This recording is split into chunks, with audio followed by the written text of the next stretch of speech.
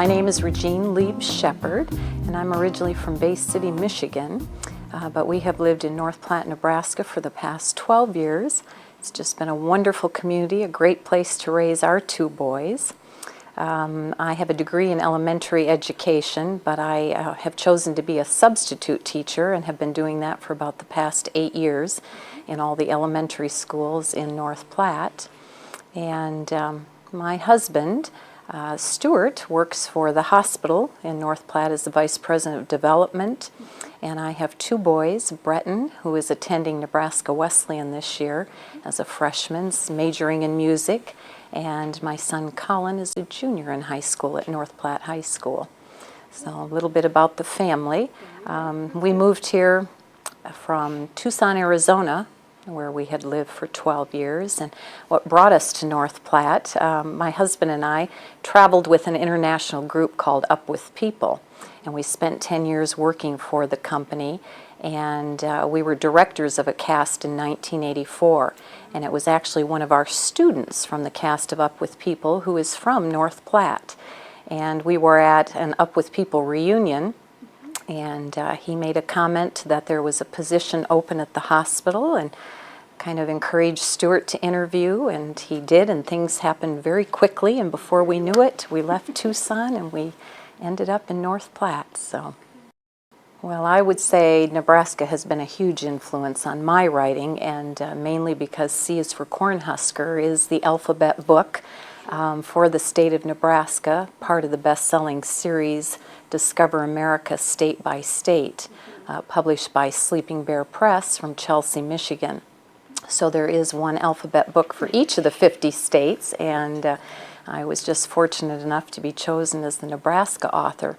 So, you know, therefore, having grown up in Michigan, it was wonderful, you know, to be able to do the research for this book and to learn what incredible treasures our state of Nebraska has. And really, I could have gone on to a second book and probably a third book, and probably the difficulty in writing this was, you know, to narrow it down to 26 topics in the book for each letter. And yeah, I had to kind of pick and choose. I could have done many, many more. So definitely Nebraska was a huge influence. Well, I have an Aunt Clara who is still living, and she's in her 90s. And I do remember when I was 8 years old, I wrote a poem for my great-grandmother. And I was very proud of it because it was probably the first thing that I remember, you know, writing down on paper and keeping. And she was so proud of it that she took that poem and painted it on a plate. And I still have that to this day. And really, in looking back, I think, you know, that was a huge encouragement for me at a young age. And since then, I've had certainly a lot of other people who have influenced me along the way. Part of the dedication in the book is to my parents who are still living, and my parents always taught me the old saying, if at first you don't succeed, try again. And I did have a situation in writing a children's manuscript that I have submitted to probably 100 different places, publishing companies throughout the world, and received over 100 rejections.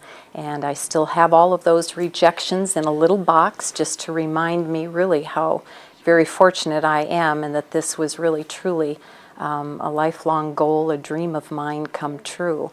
And I did have 3 teachers I remember in college that I took a children's literature class. And we were to write our own children's story, children's book. And I do remember receiving an A++ from those teachers, and that had never happened to me before.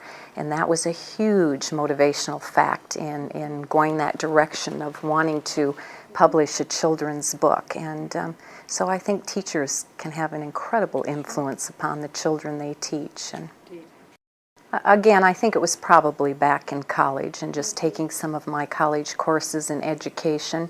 Children's literature was by far my all-time favorite class. So I really think through that class, that was when I said, you know, this would be a lifelong dream of mine to become an author. And I'd have to say, since beginning this book, which probably began in 2003. I had approximately 1 year to finish it. And since then, it has been kind of a busy schedule, which is great. A lot of book signings and speaking engagements. And so I have additional ideas of things that maybe someday I would like to write. But right now, there hasn't been a lot of time I've been able to dedicate to that. So ideas, I have ideas up here, but it's a matter of getting those ideas down on paper. And well, I have always enjoyed writing in rhyming verse. I guess in looking back, that first poem when I was 8 was a little rhyme.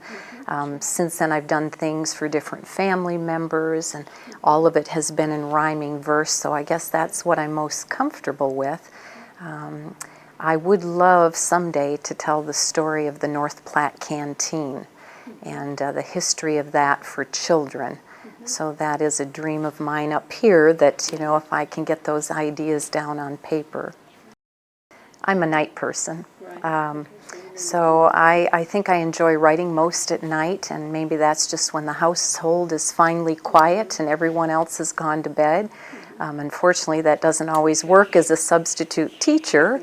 If I know I'm not working the next day, then sometimes I will stay up late and do my writing. In writing C is for Cornhusker, I kept a little notebook by my bedside, and a lot of times thoughts would come to me in the middle of the night when I least expected it. And, so to grab that little yellow pad and write those thoughts down and then expand upon it the next day. So a lot of times my writing ideas come to me in the evening. And I guess that is a little bit of a difficult question for me, just because I've only had the opportunity to really write this one book. So I'm not sure, other than there was a format to C is for Cornhusker. They are written in rhyming verse for each letter of the alphabet, but then in the margin there is an expository text of factual information to go along with each rhyming verse. So in addition to the rhymes, there was a lot of research involved in the book, and again, I learned so much about our great state through doing that. Something else I learned, just thinking history, I think I always thought if something was written, it was a fact, and I think I learned that even with history, you look back and sometimes there's a little bit of a controversy. Did it really happen? Did it not happen? And so in writing the book, if I found the source and was able to, maybe 10 other books mention that fact, then I felt good about it and putting it in C is for Cornhusker. But, I tried to research maybe 10 books before the fact was finally written in my book. And I did find things just growing up with Buffalo Bill and the history. I always thought he was a rider for the Pony Express. I had that information in the book, and then right before the book went to print, I came across a document or a government brochure researched by the government that said, that's not really the case. And so I thought, all right, I want to be I want my facts in the book to be true. I don't want anybody to ever come back and say, did you know that's not a true fact? So I took that little bit of information out right before it went to print, just to be certain. So I learned a lot in researching that just because you pick up a book and think someone says it's true, it might not be. Well, definitely C is for Cornhusker was written for children, first and foremost. And as a teacher, that's what I enjoy, writing for children. But again, because C is for Cornhusker was written in a 2-tier format, it really reaches all ages. The rhyming verses are considered written for younger children, and then again in the margin with the factual information for older children and adults. So when Sleeping Bear Press came up with the idea of the 2-tier format, which most of their books are written that way, I think they had a great idea and a way of really reaching a broad range of ages. I think with this project, just making children realize what an incredible state they live in, and again, how much this state has to offer with its history, its people, its landmarks, its museums, the culture. It's just, the list goes on and on and on. And sometimes I think we can take for granted, where we live and not really realize, what we are surrounded by or surrounded with. So I guess getting that word out to children, especially, even adults. I've had many adults that look back and say, well, I never in my life heard of Feebolds and the tall tale of our state of Nebraska. And again, for me, certain things that I never knew about Nebraska until I began researching. Well, I think words of encouragement probably, again, would go back to that little dedication in the book, the little words of wisdom from my parents, that if at first you don't succeed, try again. And again, I guess I would say having a box of 100 rejection letters, and I've heard that from many authors, that they tried many times before something became of their writing. And I had a situation, this happened many years ago, but I had written a manuscript for children. It was when I was living in Tucson, Arizona, and submitted it to the first publishing company and received my rejection letter. And I continued to send it out for many more years, and that's where the 100 rejection letters came from that I have. But then I returned to Tucson, and this is probably 10 years ago now, but I came across a book on the shelf in a store that had the same title as the book I had written. And when I picked it up, I was a little shocked to find that it really was pretty much the story I had written, but, different authors, and they had taken the same idea and, of course, created their version. But when I looked at who had published it, it was the very first publishing company I had ever submitted my manuscript to. And so at that point, I did give up writing, and I just put it aside for a long time, and I thought, maybe this just is never meant to be. And then that little verse, or I should say, words of wisdom inside kept saying, don't give up. You were told never to give up. You haven't grown up being a quitter, so why quit now? And I decided to turn that, what I felt at the time was kind of a negative situation, into something positive. And, little did I know it would lead to, back then, something that, to be able to represent this great state. And I don't think I mentioned the fact that even though I'm from Michigan, my grandfather, who is no longer living, he passed away about 17 years ago, but he was born and raised on a homestead in Wood River, Nebraska. So my family roots actually began here in Nebraska. And again, little did I know that roads would lead me back to Nebraska and to give me the opportunity to write a book about our state. Yes, Sandy Appleoff is the illustrator of C is for Cornhusker, and she's from Falls City, Nebraska. And she was hired by Sleeping Bear Press, and we have had the opportunity to meet a couple of times in the past years and be together at book signings and different events. And she's just an incredible lady, just so creative, and you can see that again in her illustrations. But we received word just last, I believe, August, that we were chosen to write the Nebraska counting book. Sleeping Bear Press has a new series called Count Your Way Across the USA. So there will be a counting or a numbers book for each state to complement the ABC book. And we were asked to do that together again, and it's to be published this August. So right now we're in the middle of the editing process, and Sandy is busy doing all the illustrations. And so we feel blessed to have a second opportunity. Good evening.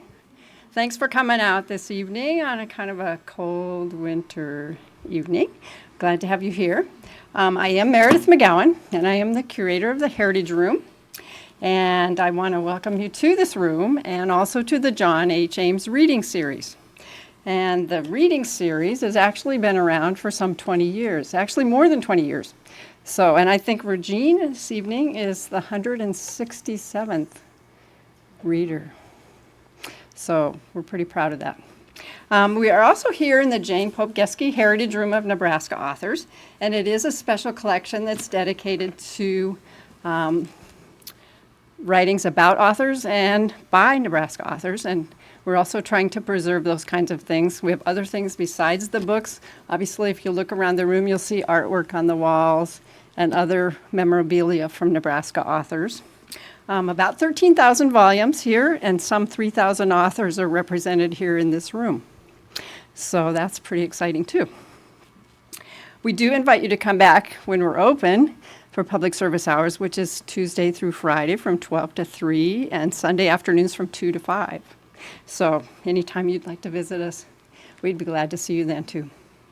We also like to thank the Nebraska Literary Heritage Association because we're able to do special programs like this through their help. They established an endowment through their volunteer efforts some years ago, and that's very helpful also. Tonight our reader is Rajean Luebs Shepherd. I want to say it a different way. I've heard it several different ways. And Rajean is from Michigan, actually, to begin with, but she moved to North Platte in 1994 with her family. She has a degree in elementary education from Central Michigan University, and she has put that degree to good use since moving to Nebraska. She is substitute teaching in North Platte quite a bit. I don't know if anybody has substitute taught in this room. It's kind of a fun job, but it's also kind of difficult at times too, so we'll give her credit for doing that important job. And we may see some more substitute teachers from this group that's sitting in this room as well, I have a feeling. Anyway, as a teacher, she really enjoys sharing literature with her students.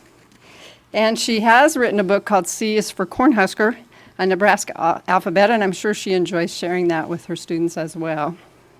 Interestingly enough, the book won recently an award. It was the first Children's Agriculture Book of the Year award from the Nebraska Farm Bureau. So that's kind of neat. And we also, as we look at C is for Cornhusker, are celebrating a fairly important anniversary for the state of Nebraska. Anybody know how old Nebraska is on March 1st? Oh, she knows. 1867 to 2007. Quick math there in your heads. Oh, we're in trouble. 140 years. Nebraska has been a state on March 1st. So it seems kind of appropriate to do C is for Cornhusker. C is for Cornhusker, a Nebraska alphabet tonight. I'm sure also that Rajean will be pleased to be working on another book. There is another series of state counting books that will be coming out shortly too, so maybe she'll mention a little bit about that this evening as well. I'd like to have you help me welcome Rajean this evening, so let's give her a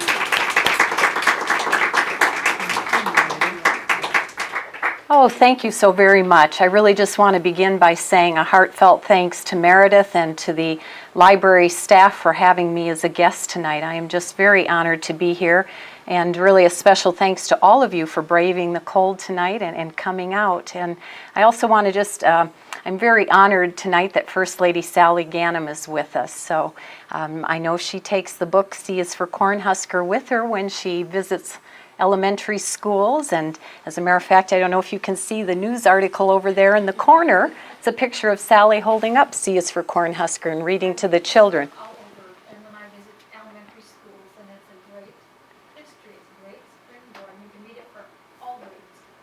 So very honored that you are here tonight and that you read the book wherever you go. So thank you.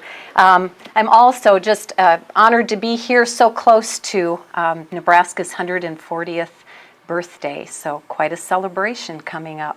As many of you may know, C is for Cornhusker is actually part of a best-selling series called Discover America State by State, published by Sleeping Bear Press of Chelsea, Michigan.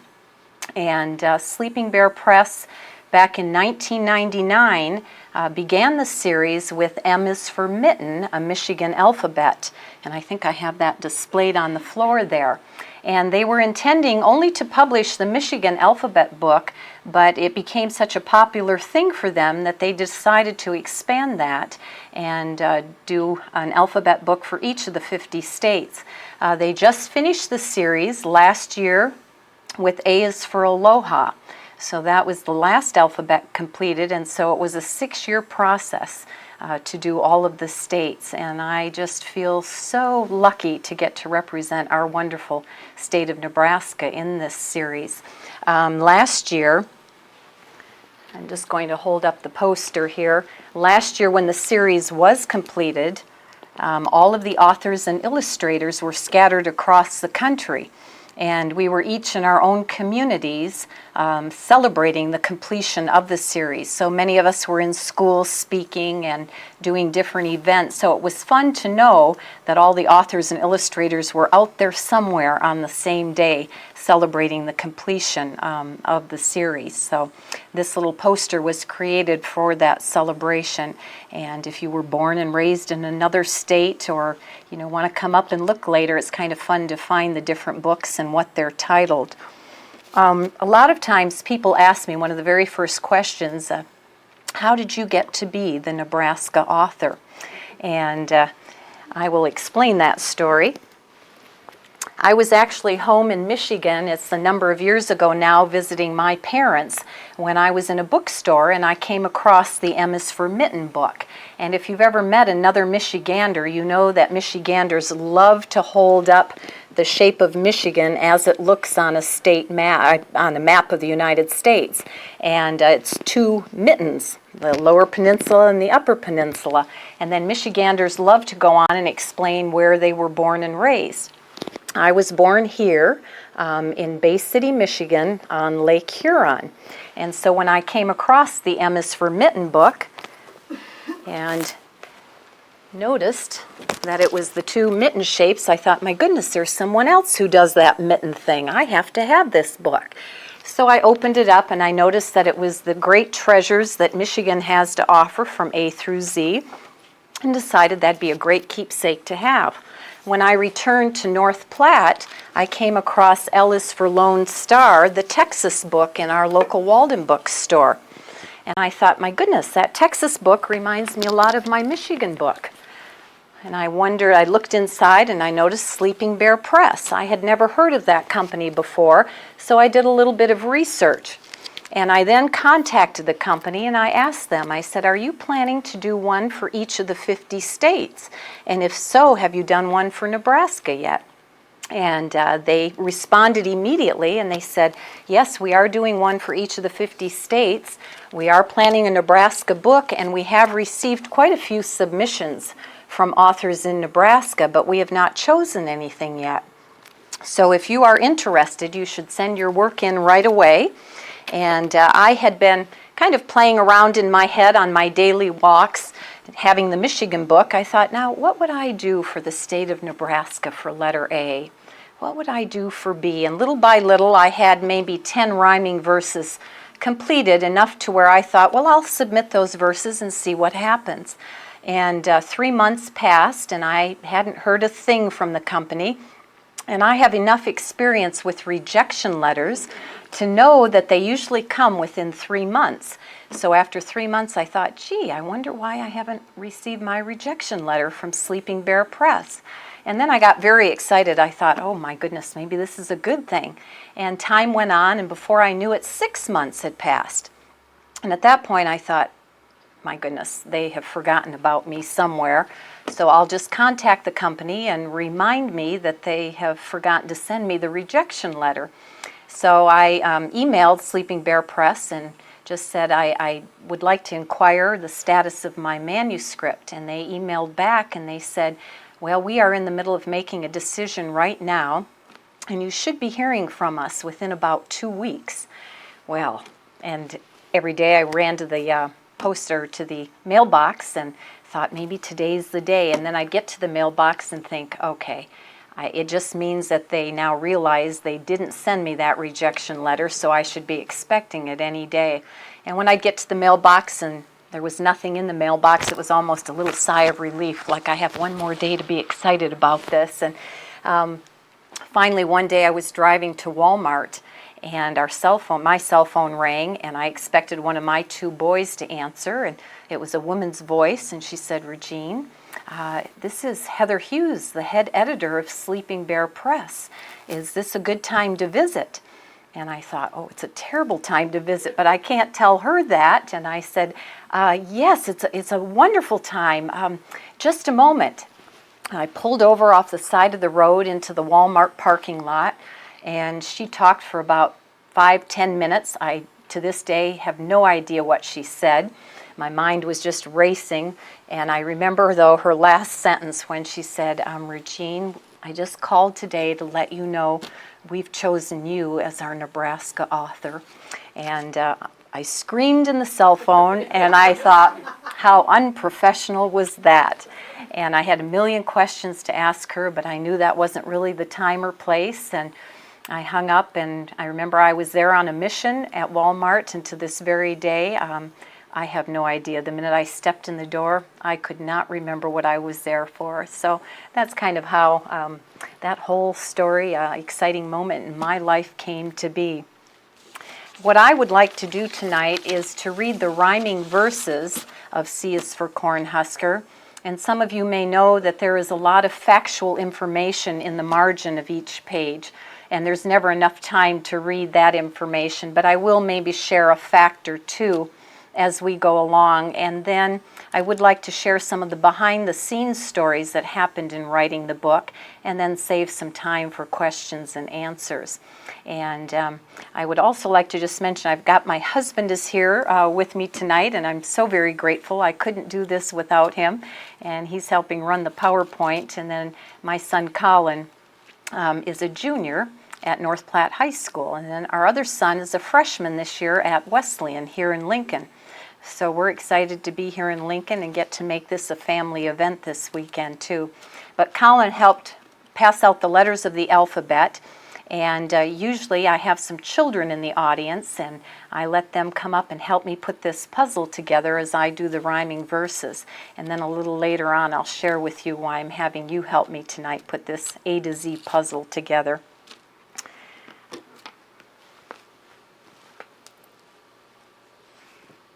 C is for Cornhusker, a Nebraska alphabet, written by Rajean Luebs Shepherd and illustrated by Sandy Appleoff.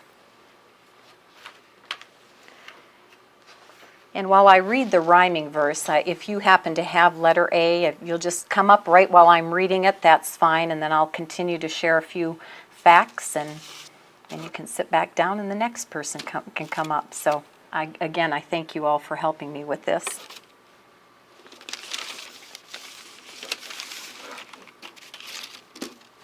Let's travel the state of Nebraska and begin with the letter A. For the planting of trees to help Mother Earth, it's known as Arbor Day.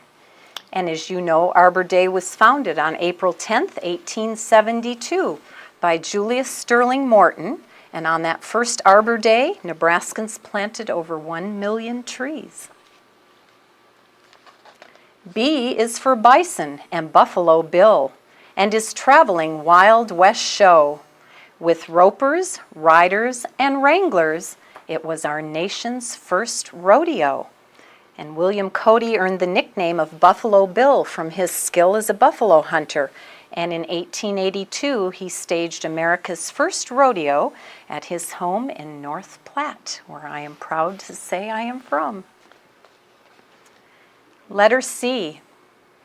Cornhusker begins with the letter C. It's the nickname of our state, and for the crops and cattle that make this land so great. In 1945, Nebraska became known as the Cornhusker state because of the importance of corn. And a cornhusker is a person who peels the husks of corn by hand, which was a common method of harvesting before modern machinery. Letter D. D is the dance of Sandhill cranes as they bow and leap and fling. 500,000 come to roost when they migrate north each spring. Each spring, the skies of Nebraska dance alive with the world's largest gathering of sandhill cranes. Approximately 500,000, or 80% of the world's population, make their migratory journey from Mexico and the southern U.S. to the northern parts of Canada, Alaska, and Siberia. Letter E. E is the early explorers who up the Missouri embarked on an exciting expedition led by Lewis and Clark. And in 1803, the famous explorers Lewis and Clark began an 8,000-mile round-trip journey that lasted over 2 years.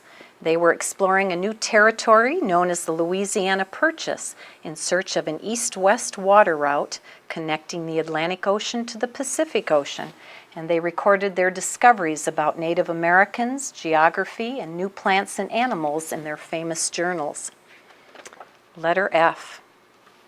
F is for Febold Feboldson, the tall tale of our state. He made a beeline for the border, and that's why it is so straight. The tall tale of Nebraska, Febold Feboldson, it is said, spent 15 years crossing eagles with honeybees, Nebraska's state insect, and this produced a new insect known as the beagle. And he harnessed this to his plow and made a beeline for the border. And that's why the border between Nebraska and Kansas is so straight. Letter G. Great Plains begins with the letter G, where homesteaders toiled the land of 160 acres that were cultivated by hand. And 4/5 of the state of Nebraska is known as the Great Plains. And at one time it was known as the Great American Desert. So in 1862, President Lincoln signed the Homestead Act to get people to move to the state of Nebraska in this area, which allowed people to claim, the Homestead Act allowed people to claim 160 acres of land if they settled on that land and cultivated it for 5 years. Then that land became theirs. And a little later I'm going to share why this page is so near and dear to my heart. Letter H.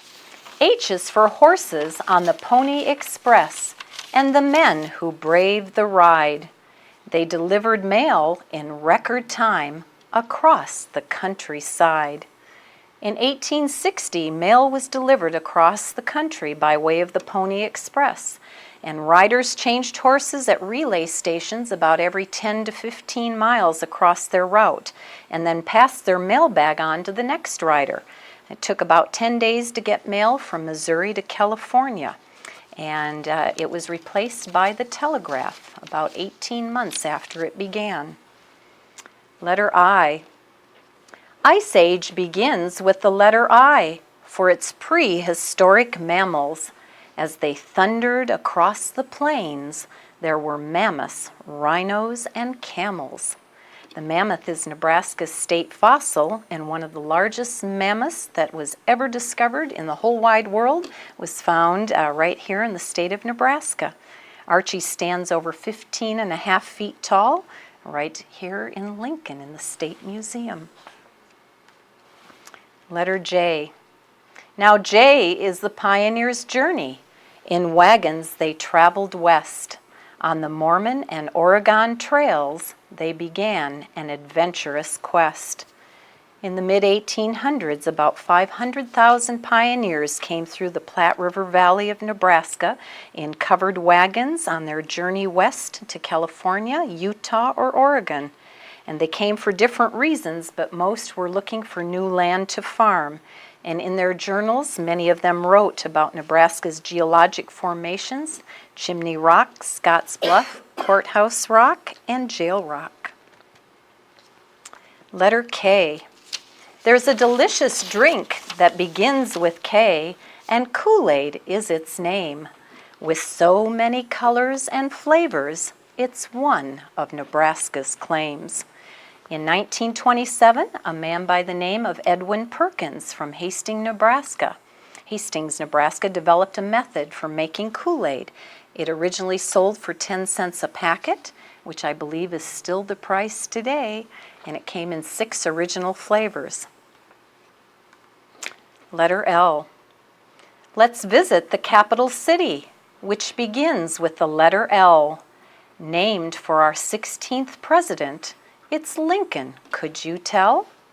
And the majestic state capitol building, sometimes known as the Tower of the Plains, was completed in 1932, and it was the first in the nation designed as an Art Deco skyscraper. It has been called a modern architectural wonder, and it is topped by the 19-foot statue of the sower, scattering the seeds of agriculture, life, hope, and prosperity. Letter M. M is a museum and monument that spans across the road, welcoming visitors to our state with its history to be told. The Archway Monument near Kearney was built to resemble the frontier forts of our state, and this archway to the past houses interactive exhibits of the many trails of history and heritage that converged in the Platte River Valley. Letter N. N is the Niobrara, a popular summer spot for floating down the river when the weather gets too hot. The Niobrara is a national scenic river that travels through the quiet and unspoiled beauty of northern Nebraska. In summer, the Niobrara carries giant inner tubes, canoes, and kayaks past the ever-changing scenery. This area is also known as the waterfall capital of our state. Letter O. O is the city of Omaha, with its Boys Town home and school. Founded by Father Flanagan, there love is the golden rule. Omaha is Nebraska's largest city, and it has a rich cultural environment with many attractions, including the Joslin Art Museum, Strategic Air and Space Museum, the NCAA College World Series of Baseball, and the world-renowned Boys Town, which is now known as Boys and Girls Town. Letter P. Powwow begins with the letter P. It's a cultural celebration with colorful regalia and tribal dancing of the Native American nations. Nebraska is rich with Native American culture and history, and it is the site of the Omaha, Ponca, Santee Sioux, and Winnebago tribes. And throughout the summer months, the Nebraska tribes celebrate Native American rituals and traditions with dancing, singing, drumming, and colorful regalia of the powwow. Letter Q. Q is a quilt of many designs, a history woven in thread, weaving its tale of long ago as it lays upon the bed. The patchwork designs of many quilts have a story to tell of the days of long ago. And as you know, one of the world's largest quilt collections is on display at the International Quilt Study Center here in Lincoln. These quilts have helped preserve the story of our nation in a very special art form. Letter R. R is the red of the Huskers team and the football fans who cheer. Go Big Red in the stadium is an amazing sound to hear. And if you visit the University of Nebraska in Lincoln on a Saturday in fall, there's nothing quite like the spectacle of a Huskers football game. Fans dressed in the sea of red and white, or the official colors of scarlet and cream, fill Memorial Stadium to make it the third largest city in the state. Letter S. Sod House begins with the letter S, a first home for the pioneers. With walls of dirt and a roof of grass, it weathered many years.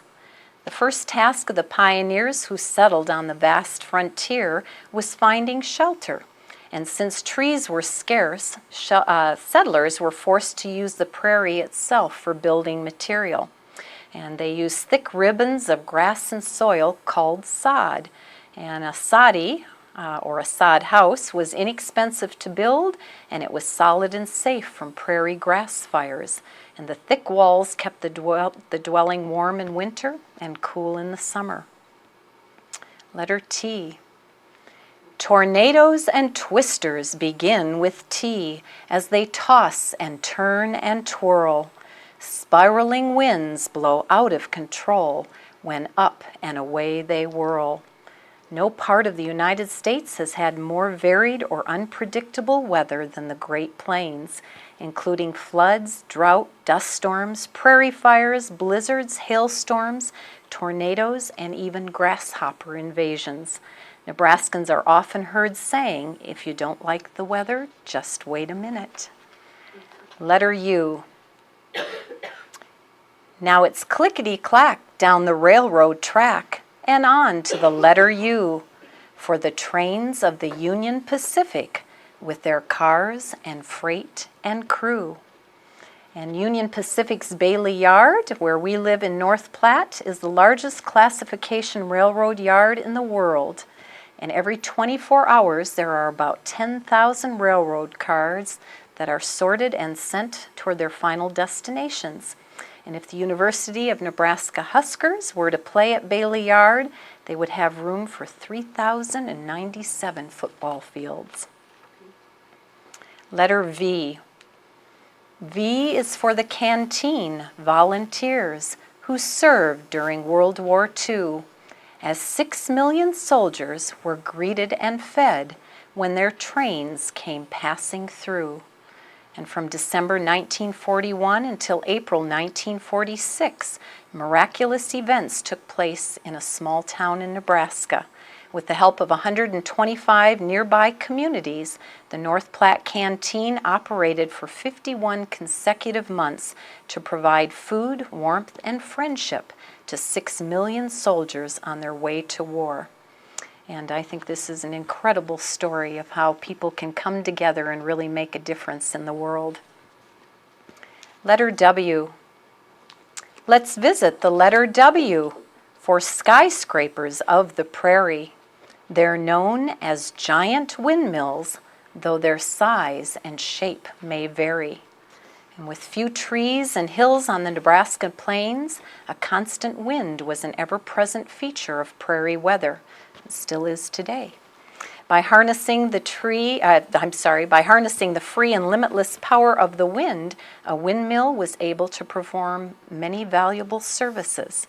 And this multi-purpose machine enabled farmers and ranchers to thrive where life would otherwise have been impossible. Letter X.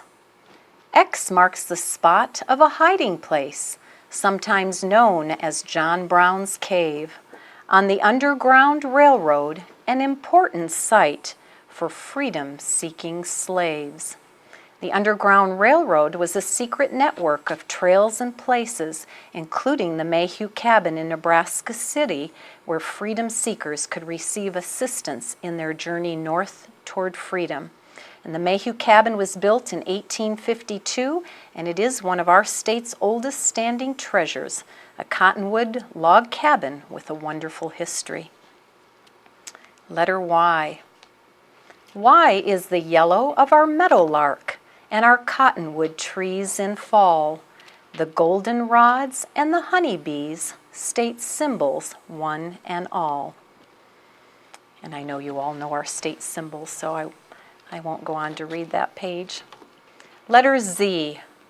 Our journey ends with the letter Z for the Henry Dorley Zoo, where rainforest, desert, and night creatures are waiting just for you.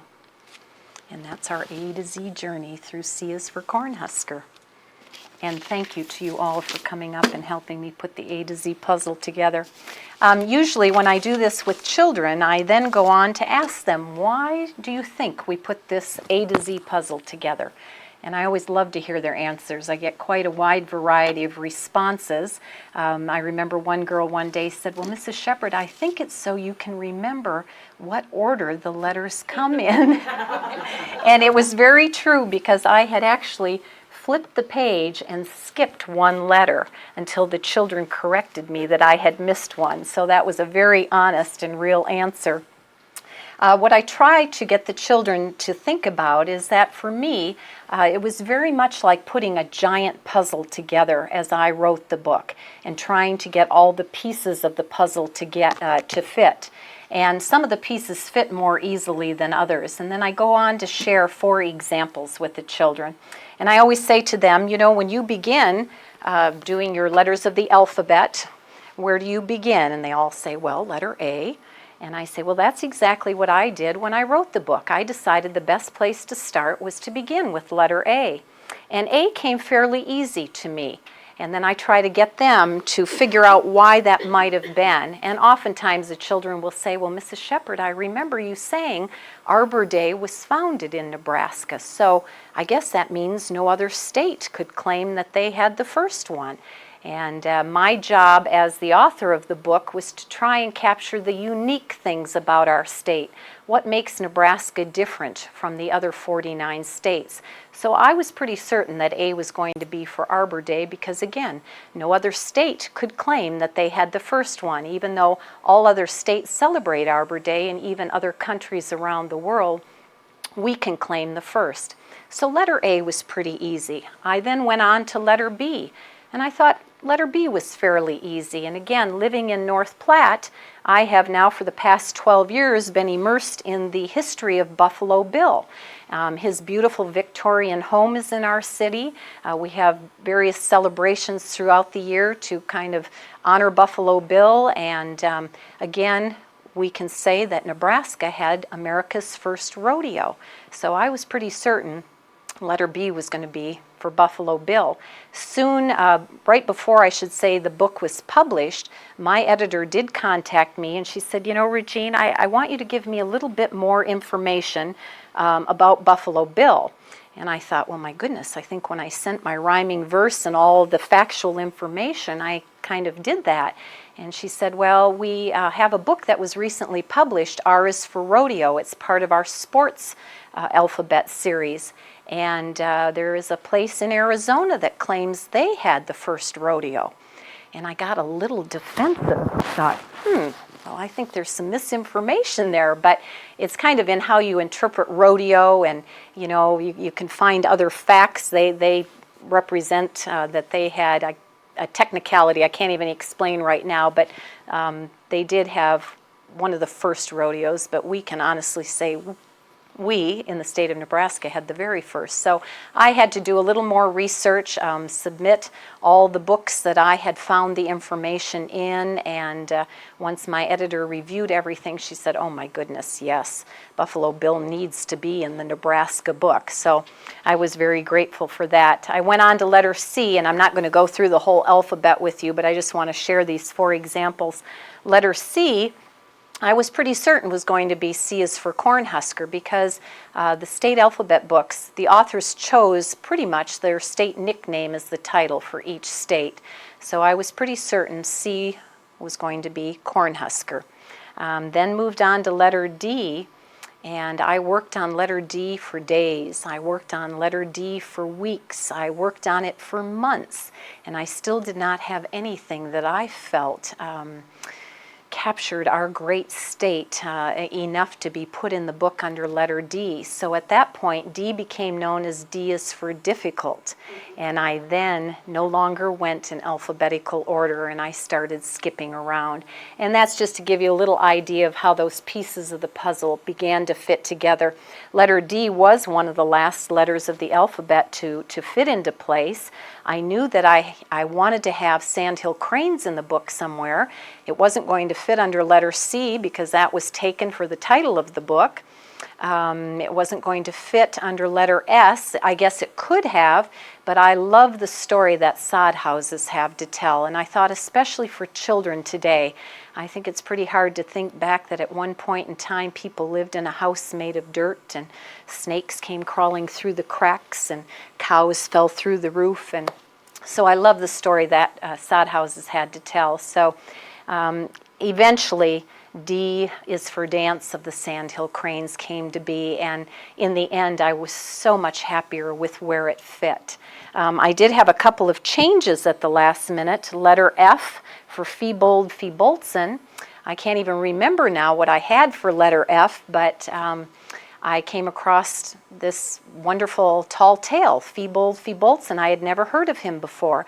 And as I've talked to different audiences, I usually get half the people who raise their hand and say, well, I've heard of him, and the other half say, I've never heard of him before. But I figured since children study tall tales in school, how wonderful to say that we have our own tall tale of the great state of Nebraska. So I, at that point, got rid of my other F and Feebolds and became a priority. It was the same thing with letter X for the Mayhew Cabin in Nebraska City. That was a treasure I came across at the very last minute. And I took out my original X and I said, we have got to have this history in the book. So how wonderful that Nebraska was a part of the Underground Railroad, and we have a site to talk about here in the state. So that's a little bit of how those pieces of the puzzle came to be. Some of the behind-the-scenes stories that I would like to take a minute to share with you, they have to do with Sandy Appleoff, the illustrator. Sandy is a wonderful lady that I did not know prior to the experience of writing this book. She was hired by Sleeping Bear Press, just as I was, and she lives in the tiny town in the southeastern corner of our state, Falls City. And I have since been with her 2 or 3 times for different book signing events, and just a wonderful lady. She's about my age, very creative. I love the illustrations. I was so blessed that she was chosen as the illustrator for the book.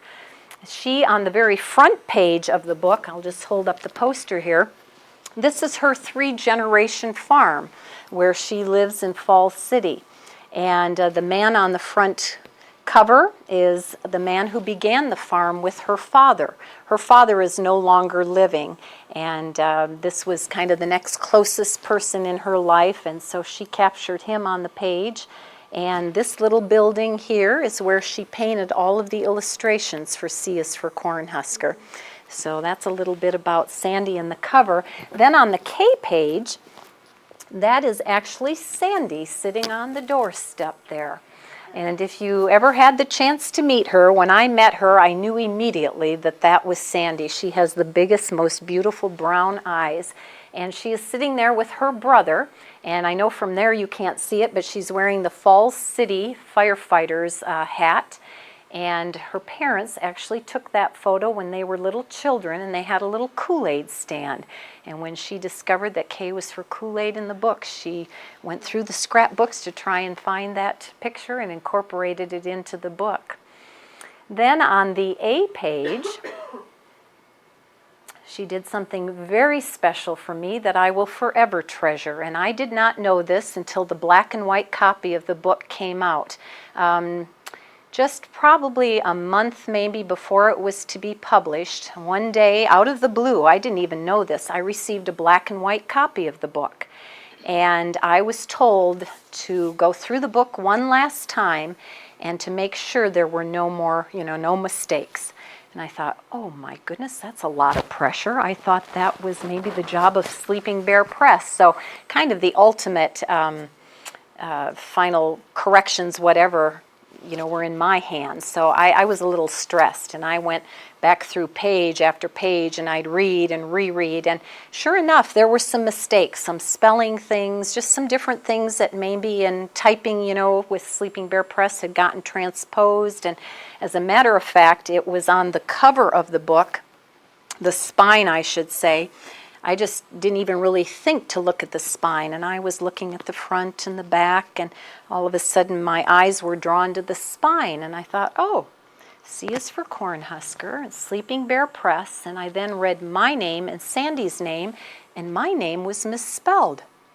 So I thought, golly, I guess mistakes do happen, and it is good to go back and correct things. So, but when I got the black and white proof, I was so excited to see what is it that Sandy captured on each page for the words that I wrote.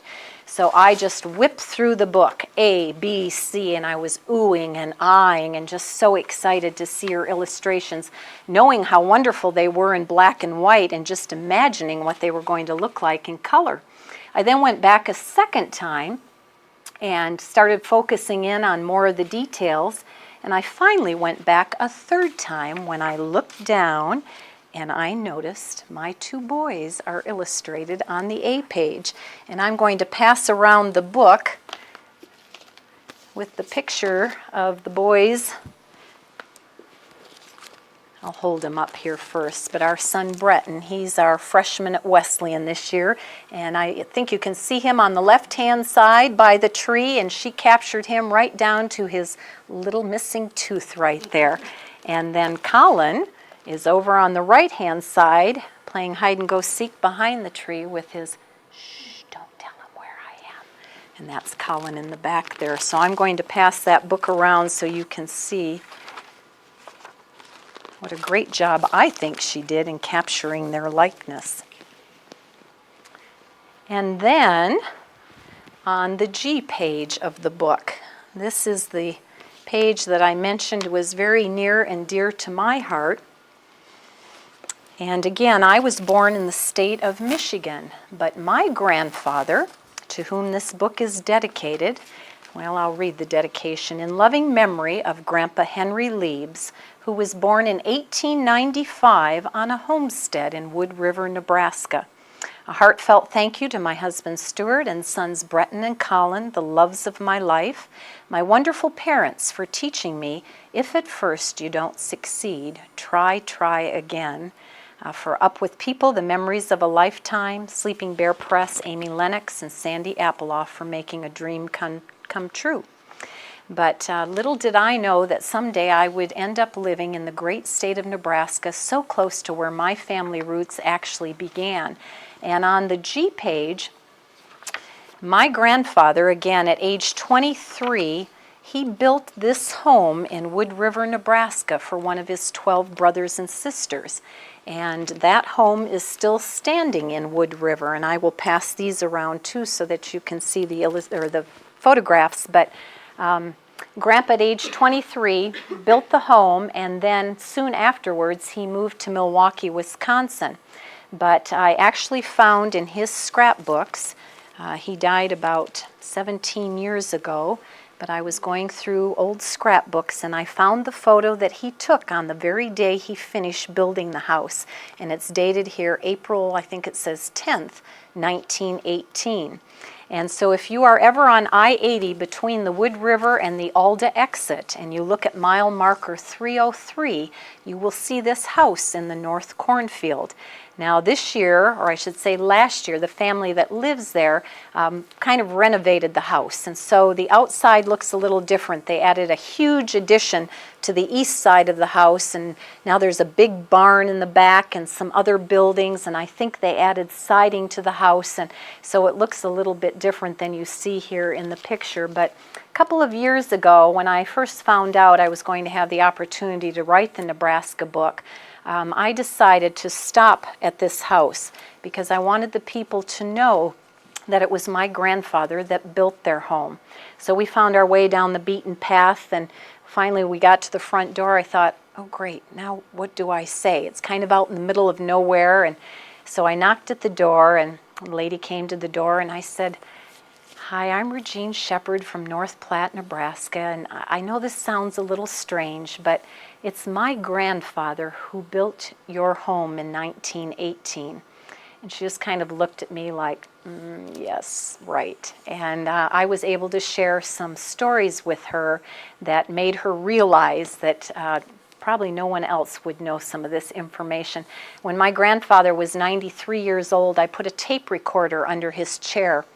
And I said, Grandpa, would you tell me what was it like to be born in 1895 on a homestead in Wood River, Nebraska? And he shared 3 hours of some of the most amazing stories, such history, and I am so grateful that I did that when I did, because he then died the following year. But one of the things that he discusses is how he built this house, and especially that front porch, and how difficult it was to raise that 30-foot front porch into place. And so there's a lot of details, and I explained that to the lady of the house, and she said, wow, she goes, it was your grandfather. I can now tell. Would you like to come in? And the minute I walked inside the front door and looked at the staircase, I started to cry because it was the same staircase that my grandfather had in his own home in Milwaukee, Wisconsin. And that was the house that I knew as a child and all my visits to see Grandpa. And that house in Milwaukee is no longer standing. Soon after my grandfather passed away, the people who bought the home, one winter the pipes in the wall burst while they were away in Europe and it destroyed the home. So they leveled the house and they started all over again. Well, I was always just sick to my heart to think that I didn't get to go back to that house one last time and take something out of the house that my grandfather had made with his own hands. So when I was visiting with the lady who lives in this house, we got talking about beveled windows, and she said, we used to have some beveled windows in this home. And I said, you used to? I said, my grandfather had beveled windows in his home in Milwaukee, but once the house was destroyed, no one knows what happened to those windows. I said, what did you do with your windows? She said, well, I sold them years ago to an antique dealer in Ravenna, Nebraska. So I decided to do a little bit of research, and I found the antique dealer in Ravenna, and she still had all 4 windows that came from this home. And I brought one tonight to show you.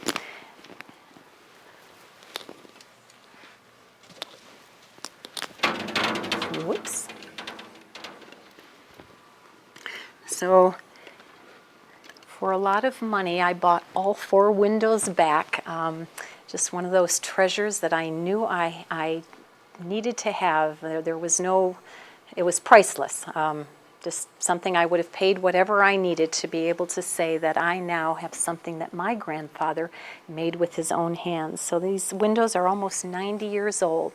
And I gave one to my parents, one to my sister, and we kept 2 so that our boys can have a piece of history.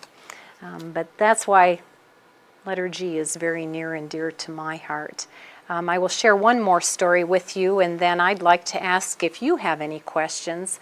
On letter T, on page T, and we don't have to go that far, but page T, when I sent T is for tornadoes, my editor said, well, I like the rhyming verse, but you know, tornadoes are not really unique to Nebraska. Certainly many other states can claim tornadoes. And I said, well, that's true, but if you talk to any Nebraskan, they're going to tell you that we deal with a lot of tornadoes. And I was trying to explain to her how we had 7 touchdown in one night in Grand Island that became part of the book, Night of the Twisters, and the movie. And I was sitting at the computer typing all of this information when our tornado siren in North Platte went off the very second that I wrote the word tornado. And I kind of sat there in shock as Stuart grabbed our boys and we went down. They went down into the crawl space, and he yelled to me, you know, you need to get down. I said, but you just can't believe what happened. The minute I typed the word tornado, the siren went off. And so I sat and explained quickly to my editor. I said, I've got to run. We have a tornado on the way. And I thought, she's never going to believe this. She's going to think I made this whole story up just to prove my point of why we need tornadoes in the book. So that night we jumped down into that crawl space 6 different times. We've lived in North Platte for 12 years, and the most that we've ever gone down there is twice in one night. So to have this happen, every time I came back out, sat at the computer to type, it went off again.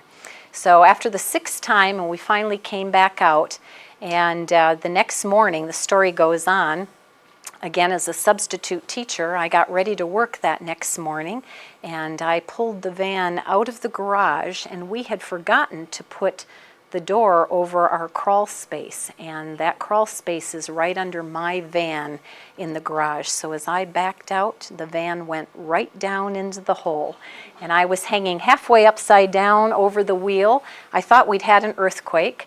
And when I came to my senses, I realized that we had forgotten to put the door over the crawl space the night before. So I crawled out of the van, called a tow truck driver, and I then later that day mailed my editor. I said, I know you're a little tired of all my stories, but I have one more to tell you.